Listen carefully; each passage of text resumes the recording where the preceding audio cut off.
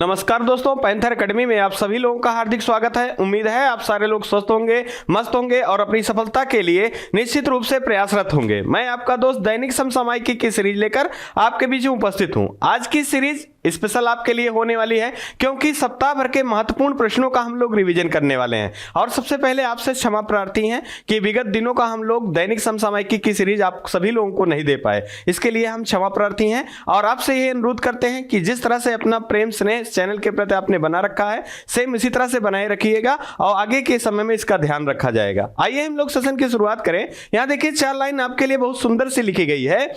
वह मंजर भी आएगा, प्यासे के पास खुद समंदर भी आएगा, थक कर न बैठ मंजिल के मुसाफिर, मंजिल भी मिलेगी और मिलने का मजा भी आएगा। अगर आप निरंतर प्रयास करते रहे दोस्तों तो यकीन मानिए सफलता आपको पाके ही रहेगी। आइए इसी क्रम में हम लोग सेशन की शुरुआत करें और आपसे सिर्फ इतना गुजारिश रहेगा कि आप सेशन में शुरुआत से लेकर अंत तक बने रहें। देखिए पहला अत्यंत महत्वपूर्ण प्रश्न दिया गया है हाल ही में किसान दिवस किस के जन्म दिवस के अवसर पर मनाया जाता है? तो चौधरी चरण सिंह जी के जन्म दिवस के अवसर पर प्रतिवर्ष किसान दिवस मनाया जाता है। अगर हम बात करें यहाँ कि कब मनाया जाता है तो 23 दिसंबर को मनाया जाता है। और आप याद रखेंगे भारत के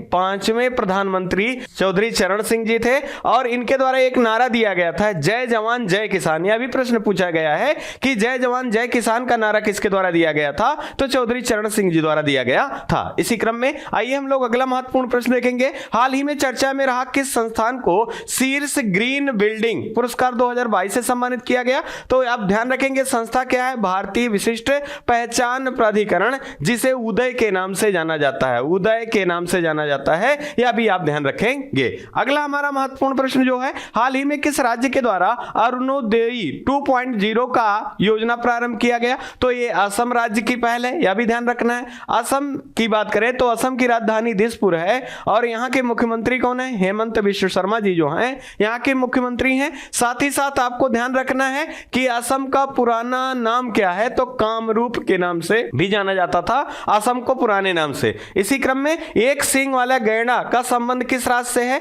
तो असम राज्य से है। देहिंग, पटकोई और रायमोना नेशनल पार्क हाल ही में नवीनतम नेशनल पार्क के रूप में चिन्हित किए गए हैं। कहां से संबंधित है? ये असम राज्य से संबंधित है। अगला हमारा है, हाल ही में एक अंगूठा संगीत कार्यक्रम डांस टू डीकार्बोनाइज का आयोजन किस मंत्रालय द्वारा किया गया? तो पेट्रोलियम और प्राकृतिक गैस मंत्रालय के द्वारा किया गया। यह भी आपको याद रखना है। अगला हमारी महत्वपूर्ण प्रश्न की सीरीज में शामिल है। देखिए हाल ही में पहली बार वीर गार्जियन हवाई युद्धाभ्यास किस देश के साथ आयोजित किए जाने की घोषणा किया गया है? तो भारत के साथ, भारत और जापान के बीच पहली बार वीर गार्जियन हवाई युद्धाभ्यास का आयोजन किए जाने की घोषणा की गई। अब यहीं पे दोस्तों याद रखना है, अगर आपसे पूछा जाए धर्म गार्जियन युद्धाभ्यास किन किन देशों के बीच में आयोजित किया जाता है? तो दोस्तों भूलना नहीं है जापान और भारत। साथ ही साथ अगर पूछा जाए मालाबार युद्धाभ्यास किन के बीच आयोजित किया जाता है?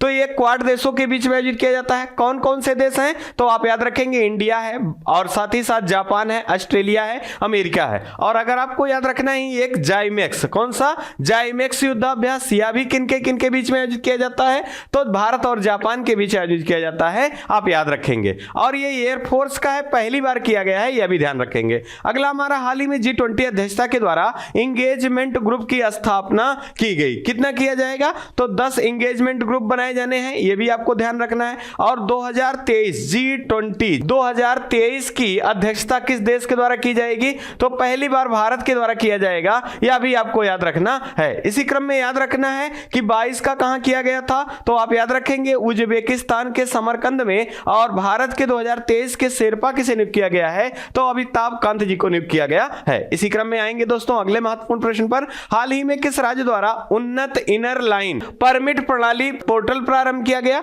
तो यह मणिपुर द्वारा प्रारंभ किया गया है, यह भी ध्यान रखेंगे। और मणिपुर के मुख्यमंत्री कौन है? वीरेंद्र सिंह हैं, इनके द्वारा यह पोर्टल प्रारंभ किया। इसका उद्देश्य क्या है? तो जो पूर्वी भारत है, जिन राज्यों की सीमा म्यांमार से सटी हुई है और उस सीमा के अंतिम छोर तक जाने के लिए उनको परमिट लेने की आवश्यकता है या पर्यटन के क्षेत्र में परमिट की आवश्यकता है। इसे इनर लाइन परमिट के नाम से जाना गया है। जो वीरेंद्र सिंह हैं, इनके द्वारा इस पोर्टल का शुभारंभ किया गया है। अगला हमारा है, हाल ही में देश का पहला मानव अंतरिक्ष उड़ान गगनयान का कौन सा मानव रहित मिशन होगा? तो आप ध्यान रखेंगे H1 जो है ये मानव रहित मिशन होगा। और ये किसके द्वारा दोस्तों? तो इसरो के द्वारा इसे प्रक्षेपित किए जाने की घोषणा की गई है। इसका व्हीकल क्या है? तो आप ध्यान रखेंगे ये किसके द्वारा लॉन्च किए जाने के? तो GSLV MK3 के द्वारा प्रक्षेपित किए जाने की घोषणा की गई है। अगर बात करें इसरो की, इसकी स्थापना कब होती है? तो 15 अगस्त 1969 ईस्वी में इसकी स्थापना होती है। और इसके पहले अध्यक्ष कौन नियुक्त किए जाते हैं? तो आप याद रखेंगे इसके पहले अध्यक्ष विक्रम साराभाई नियुक्त किए जाते हैं। इसी क्रम में वर्तमान में इसके प्रमुख कौन है? तो डॉक्टर शोभनाथ जी जो हैं इसके प्रमुख हैं, आप याद रखेंगे। आइए इसी क्रम में अगला हमारा महत्वपूर्ण जानकारी देखेंगे। हाल ही में IPL के सबसे महंगे खिलाड़ी के रूप में कौन बने हैं? तो देखिए सैम करन है। और ये किस देश के खिलाड़ी हैं? इंग्लैंड के। और आप याद रखेंगे ये 18.5 करोड़ रुपए में बिकने वाले IPL के इतिहास में सर्वाधिक कीमत वाले खिलाड़ी के रूप में बने हैं। इसी क्रम में आपको ध्यान रखना है T20 वर्ल्ड कप का खिताब हाल ही में किसने जीता है? तो ये किसने जीता है? इंग्लैंड ने जीता है। किसने जीता है? इंग्लैंड ने जीता है। यह भी आपको याद रखना है। साथ ही साथ आपको याद रखना है T20 वर्ल्ड कप का आयोजन कहां किया गया था? ऑस्ट्रेलिया में। और 2019 का वर्ल्ड कप किसने जीता है? तो यह भी आपको याद रखना है, इंग्लैंड के द्वारा जीता गया है। इसी क्रम में अगर हम T20 वर्ल्ड कप की बात करें तो टूर्नामेंट ऑफ द प्लेयर के रूप में कौन चुना गया था? तो सैम करन को ही चुना गया था। यह भी ध्यान रखना है। अगला हमारा है, हाल ही में किस राज्य में इंटरनेशनल बैलून फेस्टिवल का आयोजन किया गया? तो यह तमिलनाडु राज्य में किया गया। तमिलनाडु की राजधानी क्या है? चेन्नई है। और यहाँ के मुख्यमंत्री कौन है? MK स्टालिन है। राज्यपाल कौन है? तो आप याद रखेंगे RN रवि हैं। साथ ही साथ तमिलनाडु राज्य से आप याद रखेंगे 2-3 बिंदुओं को। जैसे अगर आर्द्र भूमियों की संख्या पूछी जाए दोस्तों कि सर्वाधिक भारत में कहां है, तो 14 आर्द्र भूमियां पहले स्थान पे कहां है? तमिलनाडु में। और ओवरऑल भारत में 75 आर्द्र भूमियां हैं। और दूसरे स्थान पे कौन सा प्रदेश है? तो उत्तर प्रदेश है, जहां पर 10 आर्द्र भूमियां हैं। इसी क्रम में अगर आपसे पूछा जाए डुगोंग संरक्षण केंद्र पहला भारत का कहां स्थापित किया जा रहा है? लोरिस सिलेंडर अभयारण्य कहां स्थापित किया जा रहा है पहला? तो यह भी तमिलनाडु में। और अगर पूछा जाए कि 44वां शतरंज ओलंपियाड का आयोजन कहां किया गया था? तमिलनाडु में। विजेता देश कौन रहा? उज्बेकिस्तान। और आपको ध्यान रखना है कि यहीं से इसका शुभंकर क्या था? थुम्बी था। यह भी आपके लिए अत्यंत महत्वपूर्ण प्रश्न के रूप में है। अगला हमारा है, हाल ही में किस मंत्रालय के द्वारा राइट टू रिपेयर पोर्टल, अत्यंत महत्वपूर्ण प्रश्न है, आप याद रखेंगे केंद्रीय खाद्य और उपभोक्ता मंत्रालय की पहल है। और इसके केंद्रीय मंत्री कौन है दोस्तों? तो पीयूष गोयल जी हैं। कौन है? पीयूष गोयल जी हैं। इनके द्वारा कौन सा पोर्टल लॉन्च किया गया है? राइट टू रिपेयर पोर्टल, जो कि केंद्रीय खाद्य उपभोक्ता मंत्रालय के केंद्रीय मंत्री हैं। अगला हमारा, हाल ही में किस देश में पुष्प कमल दहाल, जिन्हें प्रचंड के नाम से जाना जाता है, को प्रधानमंत्री नियुक्त किया गया है? तो नेपाल देश के नए प्रधानमंत्री कौन नियुक्त किए गए हैं? तो प्रचंड जी। इन्हें पुष्प कमल दहाल के नाम से जाना जाता है। और आप ध्यान रखेंगे नेपाल की राजधानी काठमांडू है। और यहां का संसद जातीय संसद कहलाता है। साथ ही साथ आपको याद रखना है सार्क देशों का मुख्यालय कहां स्थित है? नेपाल की राजधानी काठमांडू में स्थित है। और विश्व की सबसे ऊंची चोटी किस देश में स्थित है? नेपाल में। उसका नाम माउंट एवरेस्ट है, जिसकी ऊंचाई अगर बात की जाए तो 8848 मीटर है। यह भी आपको याद रखना है। इसी क्रम में यहाँ के राष्ट्रपति कौन है? तो विद्या देवी भंडारी हैं। यह भी ध्यान रखना है। और हाल ही में अंतरराष्ट्रीय चुनाव पर्यवेक्षक के रूप में किस देश में नियुक्ति की गई थी? तो नेपाल में। किसे? राजीव कुमार जी, जो कि वर्तमान में भारत के मुख्य निर्वाचन आयुक्त हैं। यह भी चीजें आपको याद रखनी है। अगला हमारी जानकारी के रूप में देखेंगे, हाल ही में किसे BBC sport personality of the year 2022 के लिए चुना गया है? पेट मीत को चुना गया है। ये कहां की हैं? तो आप ध्यान रखेंगे इंग्लैंड की हैं। कहां की हैं? इंग्लैंड की हैं। इस खेल से जुड़ी हैं तो ये फुटबॉलर हैं। क्या हैं? फुटबॉलर हैं। यह भी आपको ध्यान रखना है। इनको BBC sport personality of the year 2022 से चुना गया है। अगला हमारी जानकारी है, हाल ही में किस भारतीय राज्य अवलिक केंद्र शासित प्रदेश में लोसार महोत्सव मनाया जा रहा है? देखिए लोसार अगर पूछा जाता है दोस्तों तो आप भूलेंगे नहीं लद्दाख। लेकिन अगर आपसे पूछ लिया जाए लोसांग, क्या पूछ लिया जाए? लोसांग अगर पूछा पूछ लिया जाए दोस्तों तो आप ध्यान रखेंगे लोसांग जो है ये सिक्किम में, कहां, सिक्किम में आयोजित किया जाता है। और लोसर महोत्सव का आयोजन कहां किया जाता है, लद्दाख राज्य में किया जाता है। लद्दाख राज्य की बात करें तो लद्दाख राज्य के उपराज्यपाल कौन है, राधा कृष्ण माथुर हैं। और भारत का सबसे बड़ा नेशनल पार्क का नाम क्या है, हेमिसहाई नेशनल पार्क है, जो कि लद्दाख राज्य से स्थित है। इसी क्रम में आपको ध्यान रखना है लद्दाख राज्य ने हाल ही में अपने राष्ट्रीय पशु की घोषणा की है। किसे, हिम तेंदुए को राष्ट्रीय पशु के रूप में किसे चुना है, तो लद्दाख राज्य ने चुना है। यह भी आपको ध्यान रखना है। आइए इसी क्रम में अगला महत्वपूर्ण प्रश्न देखेंगे। हाल ही में किस भारतीय रेसलर को United world wrestling rising of the year award से सम्मानित किया गया।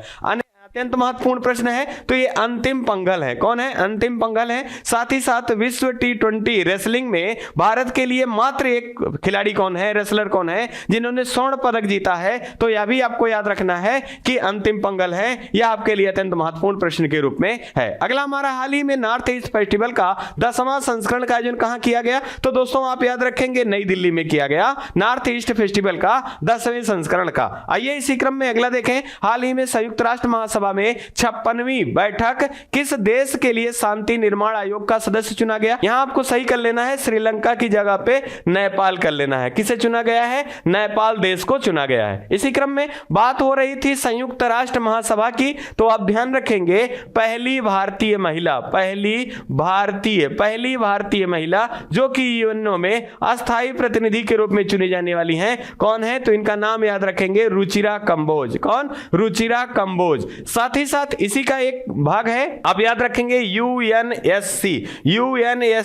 अगर बात करें इसके फुल फॉर्म की, यूनाइटेड नेशन सिक्योरिटी काउंसिल है, जिसमें सदस्यों की संख्या कितनी होती है, 15 होती है। 10 अस्थायी होते हैं, 5 अस्थायी होते हैं, आपको याद रखना है। इसका दिसंबर माह का अध्यक्ष किस देश को बनाया गया है, तो भारत को बनाया गया है, यह भी ध्यान रखेंगे। अगला हमारा हाल ही में उपन्यास all the life we never live के लिए साहित्य अकादमी पुरस्कार 2022 से किसे सम्मानित किया गया है, तो अनुराधा राय को। किसे, अनुराधा राय को। इसी क्रम में हम ध्यान दें कि अगर साहित्य अकादमी 2022 के किन भाषाओं की, तो आप याद रखेंगे पहला कि साहित्य अकादमी पुरस्कार कब से दिया जाना प्रारंभ किया गया, तो 1954 ईस्वी से दिया जाना प्रारंभ किया गया। अगर हम बात करें कि यहां पर हिंदी भाषा के लिए किसे दिया गया है, हिंदी भाषा के लिए तो बद्री नारायण को दिया गया है। और इनकी कृति क्या है, तो आप याद रखेंगे तुमड़ी के शब्द। क्या है, तुमड़ी के शब्द। साथ ही साथ अनुराधा राय को अंग्रेजी भाषा के लिए, और अगर हम बात करें राजेंद्रन को काला पानी है लेख उनका है उपन्यास, उसके लिए तमिल भाषा के लिए दिया गया है, आप याद रखेंगे। अगले जानकारी के रूप में देखें, हाल ही में किसे नई दिल्ली अंतरराष्ट्रीय मध्यस्थता केंद्र का अध्यक्ष नियुक्त किया गया है, तो आप ध्यान रखेंगे हेमंत गुप्ता को नियुक्त किया गया है। अब नियुक्तियों की बात हो रही है दोस्तों, तो कुछ महत्वपूर्ण नियुक्तियां हैं। जैसे अगर पूछा जाए भारत के 50वें मुख्य न्यायाधीश कौन बने हैं, तो आप ध्यान रखेंगे डीवाई चंद्रचूड़ जी बने हैं। साथ ही साथ इसी क्रम में अगर पूछा जाए भारत के 16वें महान्यायवादी किसे नियुक्त किया गया है, आर वेंकट रमणी हैं। भारत के 15वें और महिला के रूप में दूसरी राष्ट्रपति के रूप में किसे चुना गया है, तो आपको याद रखना है द्रौपदी मुर्मू है। और जनजातियों के महिला के रूप में पहली महिला के रूप में चुनी गई है। इसी क्रम में आपको याद रखना, अगर आपसे पूछा जाए उपराष्ट्रपति के रूप में, तो आपको याद रखना है कि उपराष्ट्रपति के रूप में किसे चुना गया है, जगदीप धनखड़ जी को चुना गया है। यह भी आपके लिए अत्यंत महत्वपूर्ण प्रश्न के रूप में है। अगला हमारा है, हाल ही में फिजी देश के लिए नए प्रधानमंत्री कौन बने हैं, तो साल्विन राबुका हैं, ये फिजी देश के नए प्रधानमंत्री बने हैं। फिजी की राजधानी क्या है, तो सुबा जो है मित्रों, ये फिजी की राजधानी है, यह भी ध्यान रखना है। इसी क्रम में अगर हम बात करें इटली की दोस्तों, तो आपको याद रखना है इटली की पहली महिला प्रधानमंत्री चुनी गई हैं, कौन है, जॉर्जिया मेलोनी है, इनको चुना गया है। अगर बात की जाए हंगरी की पहली महिला राष्ट्रपति कौन चुनी गई हैं, तो कैटलीन नोवाक। कौन है, कैटलीन नोवाक है। इसी क्रम में आपको याद रखना है इजराइल में हाल ही में चुनाव हुआ है, तो यहां पर किसकी पार्टी को जीत मिला है, तो आप याद रखेंगे बेंजामिन नेतन्याहू की पार्टी, जिनका नाम है लिकुड पार्टी, उनको जीत मिली है। और अगले प्रधानमंत्री कौन होंगे, तो बेंजामिन नेतन्याहू होंगे इजराइल के। वर्तमान में कौन थे, तो आपको याद रखना है यार लैपिड। इसी क्रम में आपको याद रखना है जापान के प्रधानमंत्री कौन बने हैं, तो जापान के प्रधानमंत्री फूमियो कसीदो बने हैं। और ब्रिटेन के प्रधानमंत्री के रूप में किसे चुना गया है, तो भारतीय मूल के ऋषि सुनक को चुना गया है। यह आपके लिए अत्यंत महत्वपूर्ण प्रश्न के रूप में है। आइए दोस्तों इसी क्रम में अगला महत्वपूर्ण जानकारी देखेंगे। भारतीय निर्वाचन आयोग द्वारा किस राज्य में परसीमन की प्रक्रिया प्रारंभ की गई, तो यह असम राज्य है। कौन राज्य है, असम है। असम की राजधानी की बात करें तो दिसपुर है, और यहाँ के मुख्यमंत्री की बात करें हेमंत बिस्व शर्मा है। और एक सींग वाले गैंडे के लिए कौन सा राज्य जाना जाता है, तो असम राज्य। और काजीरंगा नेशनल पार्क जाना जाता है। रायमोना नेशनल पार्क और देहिंग पटकोई नेशनल पार्क का संबंध किस राज्य से है, तो यह भी असम राज्य से है, आपको याद रखना है। आइए दोस्तों इसी क्रम में अगले महत्वपूर्ण जानकारी को देखेंगे। रेलवे बोर्ड के चेयरमैन और सीईओ के रूप में किसे नियुक्त किया गया है, अनिल कुमार लोहरी को नियुक्त किया गया है, यह भी ध्यान रखेंगे। और इन्होंने किसका स्थान लिया है, तो आप ध्यान रखेंगे विनय कुमार त्रिपाठी जी के स्थान पर नियुक्त किए गए हैं। अगर रेलवे की बात करें तो केंद्रीय मंत्री कौन है, तो आप याद रखेंगे अश्विनी वैष्णव जी केंद्रीय मंत्री के रूप में है। इसी क्रम में आपको भूलना नहीं मित्रों कि रेलवे की शुरुआत के शासनकाल में होती है डलहौजी के शासनकाल में होता है। कब, 1853 ईस्वी में पहली बार रेल सेवा कहां से कहां तक के लिए चलाई जाती है, तो मुंबई से ठाणे के लिए। वर्तमान में रेलवे जोन भारत में कितने हैं, तो 18 रेलवे जोन है। और नवीनतम रेलवे जोन कौन सा बना है, तो विशाखापट्टनम बना है। यह भी आपके लिए अत्यंत महत्वपूर्ण प्रश्न के रूप में है। आइए दोस्तों इसी क्रम में अगले महत्वपूर्ण जानकारी को देखेंगे। हाल ही में दिया गया है देश के किस महारत्न कंपनी द्वारा उत्तर प्रदेश और छत्तीसगढ़ में पहली बार सघन टीबी उन्मूलन परियोजना प्रारंभ करने का समझौता किया गया,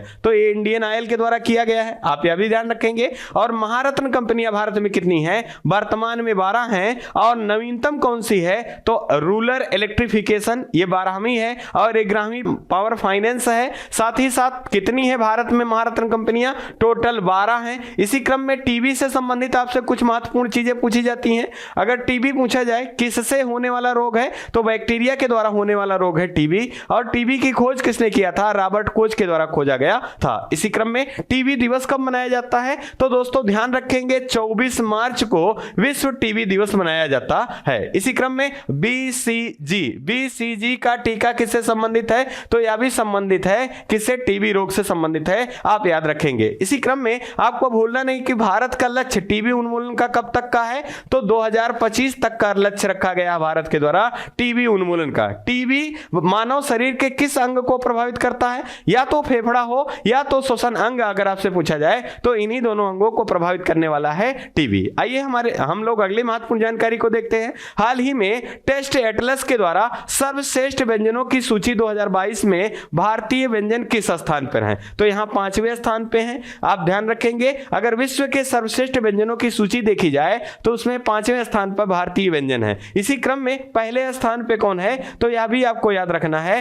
पहला स्थान जो है इटली का है। किसका है, इटली का है। यह भी आपके लिए अत्यंत महत्वपूर्ण प्रश्न के रूप में है। आइए इसी क्रम में अगले महत्वपूर्ण जानकारी को देखेंगे। हाल ही में किस भारतीय संस्थान के द्वारा राष्ट्रीय उच्च सुरक्षा पशु रोग संस्थान के सहयोग से देश का पहला H9N2 टीका विकसित किया गया, तो यहां आपको ध्यान रखना है भारतीय कृषि अनुसंधान द्वारा विकसित किया गया है, आपको याद रखना है। अगला हमारा है, हाल ही में किसे भारतीय खाद्य सुरक्षा और मानक प्राधिकरण, जिसे फसाई के नाम से जाना जाता है, का अध्यक्ष नियुक्त किया गया है, तो गाजी कमलावी राव को फसाई का नया अध्यक्ष नियुक्त किया गया है। और ये इसका उद्देश्य क्या है, तो खाद्य पदार्थ जो होते हैं इनकी गुणवत्ता को सुनिश्चित करना इस संस्थान का मुख्य उद्देश्य होता है। और किस अधिनियम के द्वारा इसे स्थापित किया गया था, तो अधिनियम 2006, ध्यान रखेंगे फसाई की स्थापना किस अधिनियम के अंतर्गत होती है, तो अधिनियम 2006 के द्वारा होती है। और इसके नए अध्यक्ष को नियुक्त किए जाते हैं, गाजी कमलावी राव को नियुक्त किया जाता है। अगले जानकारी को देखें हम लोग। हाल ही में पहला रोहिणी नैयर पुरस्कार 2022 किसे प्रदान किया,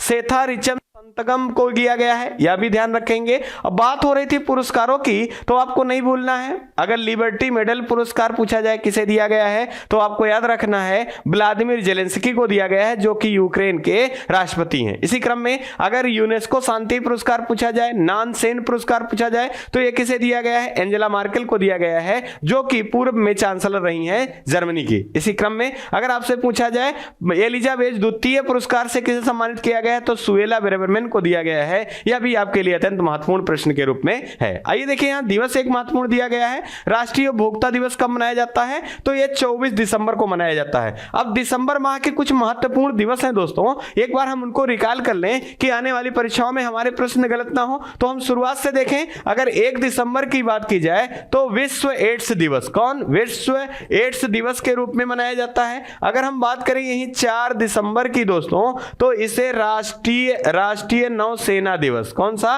राष्ट्रीय नौसेना दिवस, राष्ट्रीय नौसेना दिवस के रूप में मनाया जाता है। 5 दिसंबर की बात कर ले दोस्तों, तो भूलेंगे नहीं आप, विश्व मृदा दिवस, विश्व मृदा दिवस के रूप में मनाया जाता है। अगर हम बात करें 10 दिसंबर की दोस्तों, तो आप याद रखेंगे अंतरराष्ट्रीय मानवाधिकार, अंतरराष्ट्रीय मानवाधिकार दिवस कब मनाया जाता है? तो यह 10 दिसंबर को मनाया जाता है। अगर बात की जाए 16 दिसंबर की, तो विजय दिवस के रूप में मनाया जाता है। अगर बात करें 19 दिसंबर की, तो गोवा मुक्ति दिवस, कौन सा? गोवा मुक्ति दिवस के रूप में मनाया जाता है। अगर हम ये बात करें 22 दिसंबर की दोस्तों, तो इसे राष्ट्रीय गणित दिवस, कौन सा? राष्ट्रीय गणित दिवस के रूप में मनाया जाता है। साथ ही साथ आपको याद रखना है श्रीनिवास रामानुजन की, जो भारत के प्रसिद्ध गणितज्ञ थे, और इनके नाम के अनुसार पर ही रामानुजन पुरस्कार दिया जाता है, जो कि नीना गुप्ता को दिया गया। ये गणित के क्षेत्र में, और आपको शास्त्र रामानुजन पूछा जाए तो युंग टिंग को दिया गया, और गणित के क्षेत्र में ही उत्कृष्ट कार्य के लिए एबल पुरस्कार दिया जाता है, जो कि फ्रांसिस कैरे को दिया गया। यह भी याद रखेंगे। इसी क्रम में दोस्तों भूलेंगे नहीं, 23 दिसंबर के बारे में अभी हमने बात कर रखा है, राष्ट्रीय किसान दिवस, क्या? राष्ट्रीय किसान दिवस के रूप में मनाया जाता है। साथ ही साथ अगर हम बात करें यहां 24 दिसंबर की, तो राष्ट्रीय उपभोक्ता दिवस, कौन? राष्ट्रीय उपभोक्ता दिवस के रूप में मनाया जाता है। अगर हम बात करें यही 25 दिसंबर की दोस्तों, तो आप भूलेंगे नहीं, राष्ट्र सुशासन दिवस कब मनाया जाता है? तो 25 दिसंबर को। 26 दिसंबर की बात करें तो वीर बाल दिवस के रूप में मनाया जाता है। ये दिसंबर माह के कुछ महत्वपूर्ण दिवस हैं, और विगत वर्षों का अगर प्रश्न पत्र उठाकर देखेंगे दोस्तों, तो यहां से प्रश्न लगातार बने हुए हैं, आपको याद रखना है। आइए इसी क्रम में अगला महत्वपूर्ण जानकारी देखें। हाल ही में राष्ट्रीय मध्यस्थता केंद्र नई दिल्ली के अध्यक्ष किसे नियुक्त किया गया है? ये रिपीट हो गया दोस्तों, तो हेमंत कुमार जी को नियुक्त किया गया है। हाल ही में इनर्टिया अवार्ड 2022 भारत की किस सर्वश्रेष्ठ वैश्विक प्रतिस्पर्धा विद्युत कंपनी को प्रदान किया गया? तो NHPC को दिया गया है, आप ध्यान रखेंगे। अगला हमारा है रक्षा अनुसंधान एवं विकास संगठन द्वारा, जिसे DRDO के नाम से जाना जाता है, विकसित अर्ध बैलिस्टिक मिसाइल, यहां नाम याद रखेंगे, प्रलय किस प्रकार की मिसाइल है? तो यह सतह से सतह पर मार करने वाली मिसाइल है, और किसके द्वारा इजाद किया गया है? तो DRDO के द्वारा। किसके द्वारा? DRDO। आप ध्यान रखेंगे दोस्तों, इसकी स्थापना कब होती है? 1 जनवरी 1958 ईस्वी को इसकी स्थापना होती है, और इसका मुख्यालय नई दिल्ली में है। वर्तमान में इसके प्रमुख कौन है? समीर V कामत जी हैं। यह भी आपके लिए अत्यंत महत्वपूर्ण प्रश्न के रूप में है। अगला हमारा, भारत का पहला राज्य जिसके द्वारा राज्य लोकायुक्त विधेयक पारित किया गया, तो महाराष्ट्र राज्य के द्वारा किया गया है। ऐसा दोस्तों आप याद रखेंगे, महाराष्ट्र राज्य और गुजरात राज्य 2 राज्य ऐसे हैं जो अपना स्थापना दिवस 1 मई को मनाते हैं। इनकी स्थापना 1 मई 1960 ईस्वी को होती है, आप ध्यान रखेंगे। और महाराष्ट्र के हाल ही में नए मुख्यमंत्री नियुक्त किए गए हैं, तो कौन है? एकनाथ शिंदे हैं, आप ध्यान रखेंगे। साथ ही साथ आप याद रखेंगे, यहाँ के उप मुख्यमंत्री कौन है? देवेंद्र फडणवीस हैं। राज्यपाल कौन है? भगत सिंह कोश्यारी जी हैं। साथ ही साथ आपको याद रखना है, भारत के सबसे कम उम्र के विधानसभा अध्यक्ष किस राज्य से संबंधित हैं? तो महाराष्ट्र राज्य से। इनका नाम राहुल नार्वेकर है। क्या नाम है? राहुल नार्वेकर है। ये सारी जानकारी आप जरूर याद रखेंगे। आइए इसी क्रम में अगला महत्वपूर्ण जानकारी देखेंगे। हाल ही में चर्चा में रहा कौन सा राज्य जहां पर ओपन एयर थिएटर फेस्टिवल धनु यात्रा प्रारंभ किया गया? तो धनु यात्रा का संबंध कहां से है? उड़ीसा राज्य से है, आप ध्यान रखेंगे। और उड़ीसा की राजधानी क्या है? भुवनेश्वर है। क्या है? भुवनेश्वर है। यहाँ के मुख्यमंत्री नवीन पटनायक जी हैं। साथ ही साथ आपको दोस्तों ध्यान रखना है, चिल्का चिल्का झील, क्या चिल्का झील किस राज्य से संबंधित है? उड़ीसा राज्य से संबंधित है। और भारत की आर्द्रभूमियों की सूची में शामिल होने वाला पहला स्थल क्या है दोस्तों? तो चिल्का झील है। इसी क्रम में आपको याद रखना है, अगर आपसे पूछा जाए पुरी रथ यात्रा, पुरी रथ यात्रा, या आपसे पूछा जाए रज पर्व या नुआखाई पर्व का आयोजन कहां किया जाता है? तो ये उड़ीसा राज्य में मनाया जाता है। और इसी में याद रखना है कोणार्क का सूर्य मंदिर, कोणार्क का सूर्य मंदिर जिसे ब्लैक पैगोडा के नाम से जाना जाता है, यह किस राज्य से संबंधित है? तो यह उड़ीसा राज्य से संबंधित है। किस वंश के शासकों के द्वारा बनवाया गया था? गंग वंश के शासकों के द्वारा बनवाया गया था नरसिंह के शासनकाल में। अगला हमारा है, हाल ही में RTPO और टाइम सर्टिफिकेशन प्राप्त करने वाला पहला ड्रोन कंपनी भारत का कौन है? तो गरुड़ एरोस्पेस है। नाम याद रखेंगे, गरुड़ एरोस्पेस को जो है, जो कि भारत का पहला सर्टिफिकेशन प्राप्त करने वाला क्या है? ड्रोन कंपनी है। भारत का पहला, पूछा जा सकता है कि भारत का पहला ड्रोन यात्री ड्रोन कौन सा है?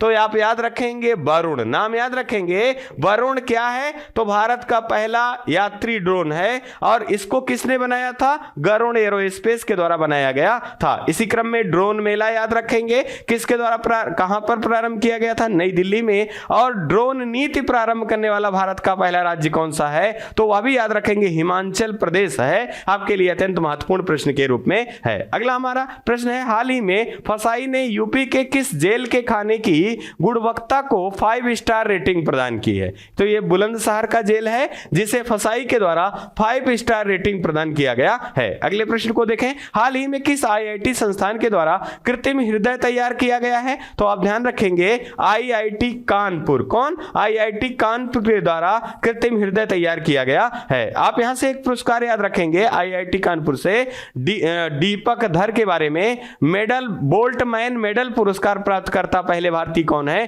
तो दीपक धर हैं। इनका संबंध कहां से है? कानपुर, IIT कानपुर से है। अगर हम बात करें कानपुर की, तो आप ध्यान रखेंगे चमड़ा उद्योग के नाम से जाना जाता है कानपुर। साथ ही साथ उत्तर भारत का मैनचेस्टर के नाम से कौन सा शहर जाना जाता है? कानपुर को जाना जाता है। इसी क्रम में आपको ध्यान रखना है, दाल और चीनी अनुसंधान केंद्र, दाल और चीनी अलग अलग हैं। दाल और चीनी अनुसंधान केंद्र कहां स्थित है? तो यह कानपुर में स्थित है। साथ ही साथ आपको कानपुर से एक महत्वपूर्ण जानकारी के रूप में याद रखना है कि कानपुर शहर किस नदी के तट पर बसा हुआ है? गंगा नदी के तट पर स्थित है। आइए इसी क्रम में अगला महत्वपूर्ण जानकारी देखेंगे। हाल ही में centre for economics and business research के अनुसार भारत कब तक विश्व की तीसरी अर्थव्यवस्था बन जाएगी? तो आप डाटा याद रखें, 2037 तक भारत जो है ये विश्व की तीसरी अर्थव्यवस्था बन जाएगी। वर्तमान में किस क्रम की है? तो विश्व में 5वीं अर्थव्यवस्था के रूप में कौन है? भारत है। और पिछले वर्षों में 6ठी अर्थव्यवस्था के रूप में थी। और किसको पीछे छोड़ा है? तो ब्रिटेन को पीछे छोड़कर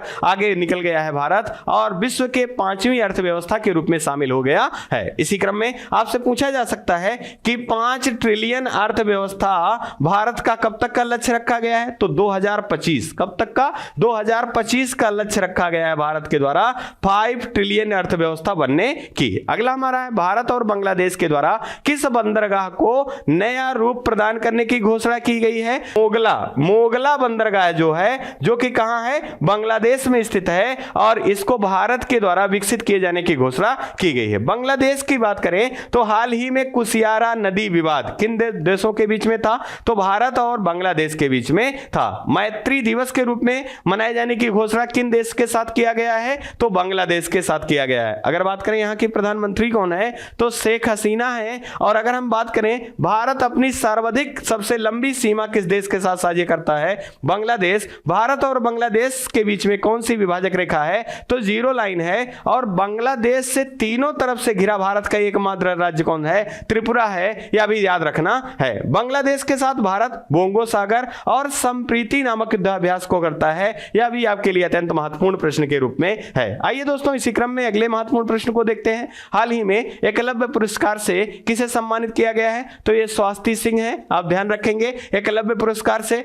साथ ही साथ अगर पूछा जाए 2022 का मेजर ध्यानचंद पुरस्कार से किसे सम्मानित किया गया है? तो शरद कमल को सम्मानित किया गया है। यही पुरस्कार पहले किस नाम से जाना जाता था? राजीव गांधी खेल रत्न पुरस्कार से नाम से जाना जाता था। यह भी याद रखना है। और ये किस पे आधारित है? तो राष्ट्रीय खेल दिवस मेजर ध्यानचंद जी के जन्म दिवस के अवसर पर मनाया जाता है और उन्हीं के नाम पर परिवर्तित कर दिया गया है इस खेल रत्न पुरस्कार का नाम। अगला है पहला अंतरराष्ट्रीय तटीय महोत्सव 2022 का आयोजन कहां किया जा रहा है? तो ये केरल राज्य में किया जा रहा है, क्योंकि ये पहला है, इसी कारण यहां पर आपको जरूर ध्यान रखना है। इसी क्रम में हाल ही में आप याद रखेंगे तमिल काशी संगमम का आयोजन किया गया। कहां किया गया? वाराणसी में किया गया। हाल ही में जीआई महोत्सव का आयोजन किया गया। कहां किया गया? वाराणसी में किया गया। युवा महोत्सव का आयोजन किया गया। कहां? पांडुचेरी में। और संस्कृति महोत्सव का आयोजन किया गया था। कहां किया गया था? तो आंध्र प्रदेश में किया गया था। यह भी आपके लिए अत्यंत महत्वपूर्ण प्रश्न के रूप में है। आइए दोस्तों, इसी क्रम में अगले महत्वपूर्ण प्रश्न को देखेंगे। हाल ही में विश्व के किस देश में 16 वर्ष से अधिक उम्र में अपना लिंग परिवर्तन किया जा सकता है? ऐसा घोषणा किस देश के द्वारा किया गया है? तो स्पेन के द्वारा किया गया है। और स्पेन की राजधानी क्या है? मैड्रिड। क्या है? मैड्रिड है। यह भी ध्यान रखना है। मेसेटा का पठार पूछा जाता है कि मेसेटा का पठार किस देश से संबंधित है? तो स्पेन देश से संबंधित है। इसी क्रम में हम ध्यान दें, भारत का पहला श्योरिटी बॉन्ड इंश्योरेंस किसके द्वारा लॉन्च किया गया? तो नितिन गडकरी द्वारा लॉन्च किया गया है। ये कौन से केंद्रीय मंत्री हैं? तो आपको याद रखना है राजमार्ग, सड़क और राजमार्ग मंत्री कौन है? तो नितिन गडकरी जी हैं। यह भी आपको याद रखना है। अगले प्रश्न को देखिए। हाल ही में आयोजित भोपाल में राष्ट्रीय महिला मुक्केबाजी चैंपियनशिप 2022 में सर्वाधिक पदक किसके द्वारा प्राप्त किया गया? तो रेलवे खेल प्रबंधन बोर्ड के द्वारा प्राप्त किया गया है। बात हो रही थी भोपाल की, तो यहां की एक घटना बार बार पूछी जाती है, एमआईसी गैस दुर्घटना किससे संबंधित है? भोपाल से। और कौन सी गैस का रिसाव हुआ था? तो मिसाइल आइसोसाइनेट होता है, इसी का नाम एमआईसी के नाम से जाना जाता है। साथ ही साथ आप ध्यान रखेंगे भोपाल से मध्य प्रदेश की राजधानी क्या है? भोपाल है। आप याद रखेंगे अगर सर्वश्रेष्ठ राज्यों की सूची में पूछा जाए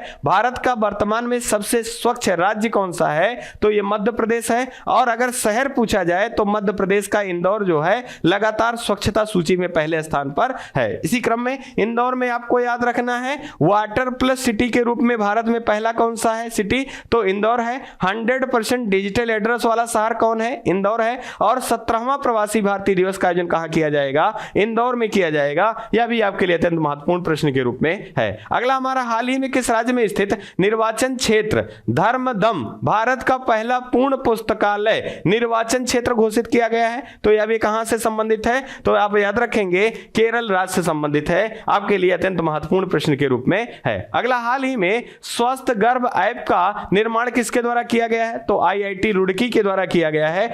और आईआईटी रुड़की का संबंध किस राज्य से है? तो ये उत्तराखंड। कहां से? उत्तराखंड राज्य से है। यह भी आपके लिए अत्यंत महत्वपूर्ण प्रश्न के रूप में है। आइए अगले महत्वपूर्ण प्रश्न को देखेंगे। हाल ही में महामारी तैयारी का अंतरराष्ट्रीय दिवस मनाया गया। तो किस दिवस को मनाया गया? तो 27 दिसंबर को अंतरराष्ट्रीय महामारी तैयारी का अंतरराष्ट्रीय दिवस के रूप में मनाया गया है। इसी क्रम में अगला महत्वपूर्ण जानकारी देखेंगे। हाल ही में चर्चा में रही कौन सी ब्रेन ईटिंग अमीबा से दक्षिण कोरिया में हुआ है? तो यहां आपको ध्यान देना है कि ब्रेन ईटिंग अमीबा, अगर पूछा जाए ब्रेन ईटिंग अमीबा क्या है, तो ये एक प्रकार का प्रोटोजोआ है। क्या है? प्रोटोजोआ है, एक कोशिकीय जीव है। साथ ही साथ यहां से पहली मौत कहां देखी गई है? तो दक्षिण कोरिया में देखी गई है। दक्षिण कोरिया और उत्तर कोरिया के बीच विभाजक रेखा का नाम क्या है? तो 38वीं समांतर रेखा है। यह भी आपको याद रखना है। अगला हमारा है हाल किस मंत्रालय के द्वारा अमृत भारत स्टेशन योजना प्रारंभ किया गया? तो भारतीय रेल मंत्रालय के द्वारा प्रारंभ किया गया। यह भी आपके लिए अत्यंत महत्वपूर्ण प्रश्न के रूप में है। अभी हम लोगों ने चर्चा कर रखा है कि केंद्रीय रेलवे मंत्री कौन है? तो कौन है? अश्विनी वैष्णव जी हैं। अगर आपसे पूछा जाए कि रेलवे का बजट, रेलवे बोर्ड का गठन किस आयोग की सिफारिश पर? एडवर्ड कमीशन की सिफारिश पर रेलवे बोर्ड का गठन किया गया था। इसी क्रम में अगर पूछा जाए रेलवे से संबंधित कि रेल बजट को आम बजट से किसकी सिफारिश पर अलग किया गया था? तो आपको ध्यान रखना है किस समिति की सिफारिश पर? तो आप ध्यान रखेंगे रेल बोर्ड का गठन रॉबर्टसन आयोग की सिफारिश पर किया गया था। और रेल बजट को आम बजट से अलग किया गया था एडवर्ड कमीशन की सिफारिश पर, और रेल बजट को पुनः आम बजट के साथ शामिल किया गया, ये किसकी समिति की सिफारिश पर? विवेक देवराय समिति की सिफारिश पर। अगर आपसे पूछा जाए कि विश्व की सबसे लंबी यात्री ट्रेन किस देश की है, तो वो स्विट्जरलैंड की है। अगर पूछा जाए कि भारत की सबसे लंबी जो मालगाड़ी है उसका नाम क्या है, तो वासुकी है। क्या है? वासुकी है। और इसी क्रम में आपसे पूछा जा सकता है वंदे भारत ट्रेनों के बारे में कि वंदे भारत ट्रेन पहली बार कहां से कहां के लिए प्रारंभ किया गया था, तो दिल्ली से वाराणसी के लिए प्रारंभ किया गया था वंदे भारत ट्रेन। इसे ट्रेन 18 के नाम से भी जाना जाता है, यह भी आपको ध्यान रखना है। इसी क्रम में रेलवे जोन वर्तमान में कितने हैं, तो 18 रेलवे जोन है, यह भी आपको याद रखना है। इसी क्रम में अन्य महत्वपूर्ण जानकारियों के क्रम में अगर देखें तो पहले रेल सेवा कहां से कहां तक, तो मुंबई से ठाणे के लिए प्रारंभ की गई थी, यह भी अत्यंत महत्वपूर्ण प्रश्न के रूप में है। इसी क्रम में ये जो महत्वपूर्ण प्रश्नों की सीरीज थी यही समाप्त हो रही है, और उम्मीद है आपको ये सेशन पसंद आएगा। और आपसे पुनः एक बार यही अनुरोध रहेगा कि आप अपना जो विश्वास और प्रेम स्नेह चैनल के प्रति आपने बना रखा है, इसको हमेशा बनाए रखिए। चैनल आपके लिए हमेशा कार्यरत रहेगा, तत्पर रहेगा। आप अपना परिवार का विशेष ध्यान रखें। जय हिंद, जय भारत।